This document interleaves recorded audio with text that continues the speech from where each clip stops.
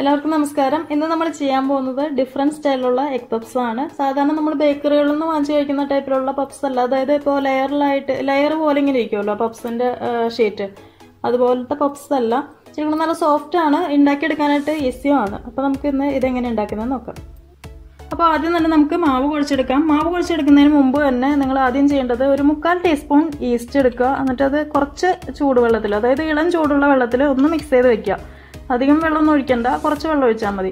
അപ്പോൾ ഏത് ഈസ്റ്റാലും കുഴപ്പമില്ല. ഞാനിപ്പോൾ ഇവിടെ യൂസ് ചെയ്തേക്കുന്നത് ഇൻസ്റ്റൻറ്റ് ഈസ്റ്റ് ആണ്.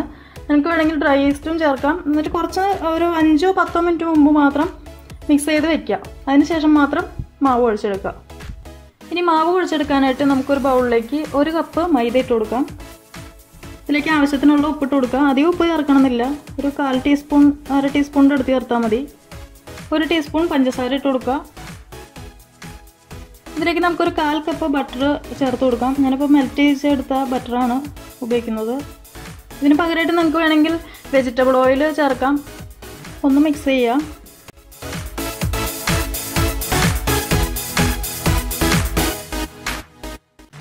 അതിനുശേഷം നമ്മൾ മിക്സ് ചെയ്ത് വെച്ചിരിക്കുന്ന ഈസ്റ്റ് ചേർത്ത് കൊടുക്കുക. എന്നിട്ട് നന്നായിട്ടൊന്ന് കുഴച്ചെടുക്കുക. വെള്ളം പോരാന്നുണ്ടെങ്കിൽ ഇളം ചൂടുള്ള വെള്ളം ചെറുതായിട്ട് ചേർത്ത് കൊടുത്തിട്ട് നന്നായിട്ട് കുഴച്ചെടുക്കുക. അതായത് നമ്മുടെ ചപ്പാത്തി മാവിൻ്റെ പരുവത്തിൽ.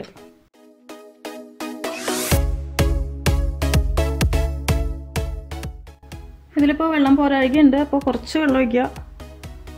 കൂടുതലായി പോകരുത്. ഇനിയിപ്പോൾ അഥവാ കൂടിപ്പോയാലും കുഴപ്പമൊന്നുമില്ല. കുറച്ച് പൊടിയും കൂടെ ചേർത്തിട്ട് ഒന്നും കൂടെ ഒന്ന് ടൈറ്റ് ചെയ്തെടുത്താൽ മതി.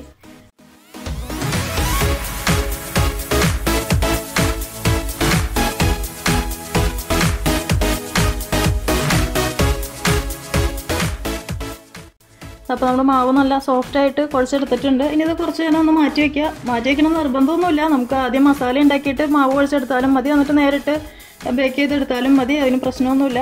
ഇനി നമുക്ക് മസാല ഉണ്ടാക്കാം. മസാല ഉണ്ടാക്കാനായിട്ട് ഒരു പാൻ വെക്കുക. ആദ്യം തന്നെ അതിലേക്ക് ആവശ്യത്തിനുള്ള ഓയിൽ ഒഴിച്ച് കൊടുക്കാം. നമ്മുടെ ഓയിൽ ചൂടായി വന്നിട്ടുണ്ട്. അതിലേക്ക് നമുക്ക് 2 സവാള നീളത്തിൽ കട്ട് ചെയ്തെടുത്തത്, പിന്നെ ചെറിയൊരു പീസ് ഇഞ്ചി ചെറുതായിട്ട് കട്ട് ചെയ്തെടുക്കുക, പിന്നെ കുറച്ച് കറിവേപ്പിലയും കൂടെ ചെറിയ കഷ്ണങ്ങളായിട്ട് കട്ട് ചെയ്തെടുക്കുക. അത് ഇതിലേക്ക് ചേർത്ത് കൊടുക്കുക. കുറച്ച് ഉപ്പിട്ട് കൊടുക്കുക. നന്നായിട്ടൊന്ന് വാട്ടിയെടുക്കുക. അപ്പോൾ നമ്മുടെ സവാള നന്നായിട്ട് വാടിയിട്ടുണ്ട്. അതായത് ട്രാൻസ്പെറൻ്റ് ആയിട്ടുണ്ട്. അധികം കൂടെ ബ്രൗൺ കളർ ആയിട്ടില്ല. ഈ ഒരു പരുവത്തിൽ നമുക്ക് ഇതിലേക്ക് പൊടികൾ ചേർത്ത് കൊടുക്കാം. അപ്പോൾ തീ ഒന്ന് കുറച്ച് വയ്ക്കുക കേട്ടോ. ഇതിലേക്ക് 1/4 ടീസ്പൂൺ മഞ്ഞൾപ്പൊടി, 1/2 ടീസ്പൂൺ പെപ്പർ പൗഡർ, ബ്ലാക്ക് പെപ്പറാണ്, 1/2 ടീസ്പൂൺ കാശ്മീരി ചില്ലി പൗഡർ, പിന്നെ ഒരു 1/4 ടീസ്പൂൺ ഗരം മസാല പൊടിയും കൂടെ ചേർത്ത് കൊടുക്കുക. നന്നായിട്ടൊന്ന് മിക്സ് ചെയ്തെടുക്കുക. മുളക് പൊടിയുടെയും കുരുമുളക് പൊടിയുടെ അളവ് നിങ്ങളുടെ എരിവിനനുസരിച്ചിട്ട് മാറ്റം വരുത്തുക.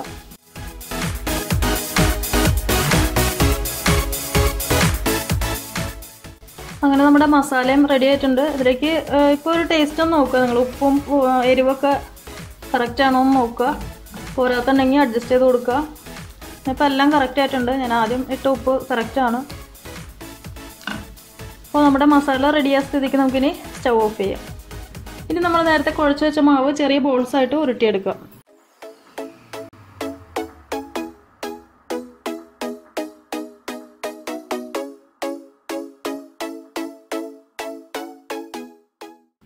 അതിപ്പോൾ ഉരുട്ടി എടുത്തിട്ടുണ്ട്. ഇതിപ്പോൾ ഞാൻ 1 കപ്പ് മാവിൻ്റെ അളവിൽ ഒരു 10 എണ്ണം ഷേപ്പ് ചെയ്ത് എടുത്തിട്ടുണ്ട്. ഇനി നമുക്കിത് പരത്തിയെടുക്കണം. അപ്പോൾ അധികം വലിയ ടൈപ്പിൽ പരത്തിയെടുക്കേണ്ട, അതായത് നമ്മൾ ചപ്പാത്തിക്ക് പരത്തുന്ന പോലെ പരത്തിയെടുക്കേണ്ട, ചെറിയ പൂരിക്കൊക്കെ പരത്തിയെടുക്കില്ലേ, അതേ രീതിക്ക് പരത്തിയെടുക്കുക. അപ്പോൾ നമ്മൾ ഉരുട്ടിയെടുത്ത ബോൾസ് ചെറിയ രീതിയിൽ ഇതുപോലെ പരത്തിയെടുത്തിട്ടുണ്ട്. പരത്തിയെടുക്കുമ്പോൾ നിങ്ങൾ ഇതിൻ്റെ അരികുകൾ ഇതുപോലെ ആയെന്ന് വെച്ചിട്ട് കുഴപ്പമൊന്നുമില്ല. അതായത് പൂ പോലെ ആയെന്ന് വെച്ചിട്ട് കുഴപ്പമൊന്നുമില്ല. അതിനകത്ത് ടെൻഷൻ അടിക്കണ്ട. കാരണം നമ്മൾ ഇനി ഇതിപ്പോൾ ഇത് കട്ട് ചെയ്തെടുക്കും. അപ്പോൾ അതുകൊണ്ട് നല്ല ക്ലിയർ ആയിട്ട് വന്നോളും. ഇനി ഇതിൽ നമുക്ക് ഒരു സൈഡിൽ തന്നെ നമ്മൾ നേരത്തെ മിക്സ് ചെയ്ത് വെച്ചിരിക്കുന്ന മസാല ഉണ്ടല്ലോ, അത് കുറച്ച് വെച്ച് കൊടുക്കുക.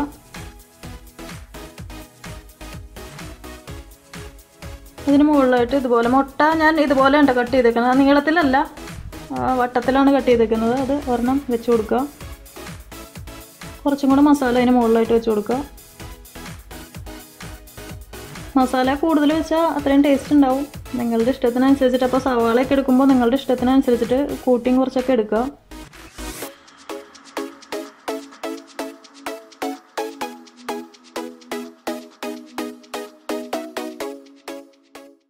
ഇപ്പോൾ നമ്മൾ 3 പപ്സിനുള്ളത് ഫില്ല് ചെയ്തെടുത്തിട്ടുണ്ട്. ഇനി നമുക്ക് ഈ സൈഡിലിരിക്കുന്ന മാവിലാണ് ഡിസൈൻ ചെയ്തെടുക്കേണ്ടത്. അപ്പോൾ ഇതുപോലത്തെ എന്തെങ്കിലും കട്ടർ എടുക്കുക. ഇതിപ്പോൾ പേനയുടെ ഒരു ചെറിയ പാർട്ടാണ്. അപ്പോൾ ഞാനത് നല്ലോണം ക്ലീൻ ചെയ്തെടുത്തതാണ്. അപ്പോൾ അത് വെച്ചിട്ട് ഇതുപോലെ ചെറിയ ഹോൾസ് ഉണ്ടാക്കുക.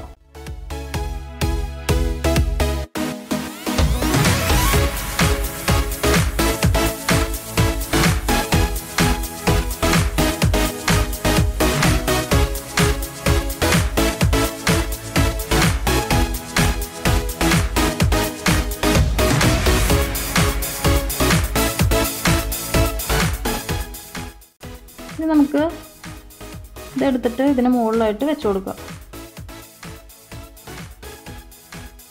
ജസ്റ്റ് കൈ കൊണ്ടൊന്ന് പ്രസ് ചെയ്യാം.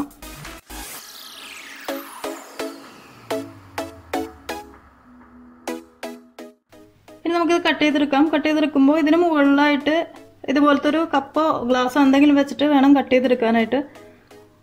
അപ്പം നല്ല കറക്റ്റ് ഷേപ്പിന് കിട്ടും. നമ്മൾ കട്ട് ചെയ്യാൻ ഉപയോഗിക്കുന്ന പാത്രം അല്ലെങ്കിൽ ഗ്ലാസ് എന്തെങ്കിലും ഷാർപ്പായിട്ടുള്ളത് എടുക്കാം കേട്ടോ. ഇതിപ്പോൾ എൻ്റെ ഷാർപ്പായിട്ടുള്ളതൊന്നുമില്ല. അത് കാരണം ഇതിപ്പോൾ ഇങ്ങനെ കത്തി വെച്ചിട്ട് ഒന്നുകൂടെ ഒന്ന് കട്ട് ചെയ്തെടുക്കേണ്ടി വരും. അല്ലെങ്കിൽ അത് അവിടെ നിന്ന് കിട്ടില്ല, കട്ടായി പോരില്ല ശരിക്കും.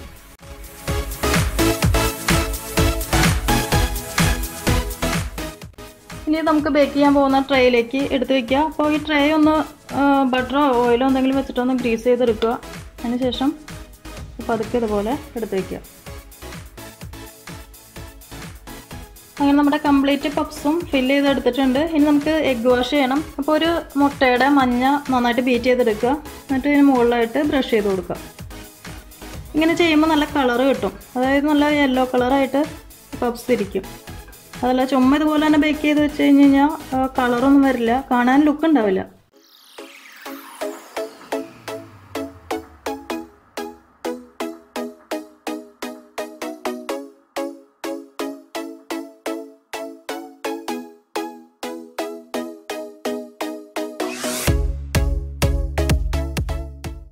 ഇപ്പോൾ എഗ്ഗ് വാഷ് ചെയ്ത് കഴിഞ്ഞു. ഇനി നമുക്ക് 180 ഡിഗ്രി പ്രീ ഹീറ്റ് ചെയ്ത ഓവനിൽ ഒരു 20 മിനിറ്റ് ബേക്ക് ചെയ്തെടുക്കാം.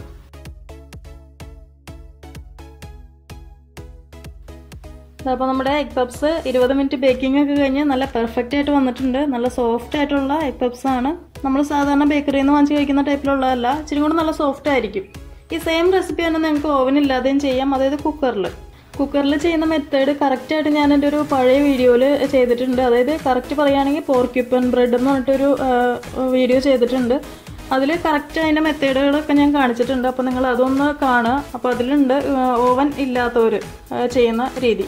അപ്പോൾ വേറെ ഒന്നുമില്ല, ഇത്രയേ ഉള്ളൂ സംഭവം. ഈസി ആയിട്ട് ചെയ്യാൻ പറ്റും. നിങ്ങളൊന്ന് ട്രൈ ചെയ്ത് നോക്കുക. ട്രൈ ചെയ്തിട്ട് ലൈക്കും ഷെയറും കമൻറ്റും ഒന്നും മറക്കണ്ട. അപ്പോൾ അടുത്ത ദിവസം കാണാം. Thank you for watching tasty spot.